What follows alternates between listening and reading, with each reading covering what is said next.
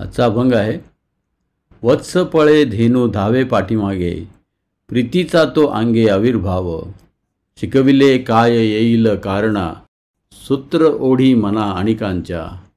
सांडिले ते नाही घेत मिळविता, म्हणूनी लाता मागे सारी. तुका म्हणे आग्रह करावा न लगे, सांगतसे हा गे अनुभव. याचा अर्थ आहे, गाय वासराच्या मागे धावते कारण तिच्या अंगी वासराचे आंतरिक प्रेम असते.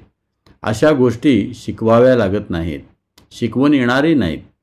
खरा प्रेम तंतू दुसऱ्याच्या मनाला ओढतो. पण तीच गाय ते वासरू मोठे झाल्यावर जवळ आले तर त्याला दूध न पाजता दूर लोटते. तुकाराम महाराज म्हणतात, भगवंताविषयी हरिभक्तांच्या मनात प्रेमभाव असला तरी तो भगवंताजवळच राहीन असा हट्ट धरीत नाही.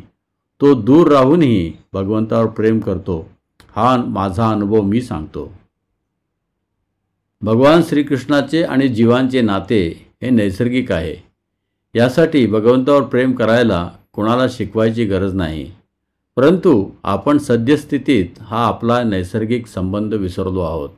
पण जेव्हा आपण हरिभक्तांच्या संगतीमध्ये असतो तेव्हा हा नैसर्गिक प्रेमसंबंध पुन्हा जागृत होतो आणि हरिभक्त पुन्हा भगवान श्रीकृष्णांच्या प्रेममयी सेवेमध्ये रुजू होतो.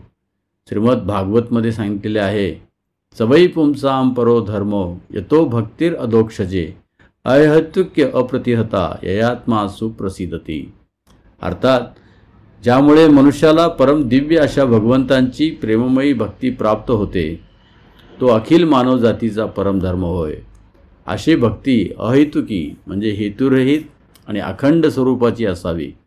अशा भक्तीने आत्मा पूर्णपणे प्रसन्न होतो, तृप्त होतो. हरिभक्त हा भगवान श्रीकृष्ण जशा अवस्थेत ठेवतात तसे त्यांची सेवा निरपेक्षपणे करत राहतो. जय हरी विठ्ठल.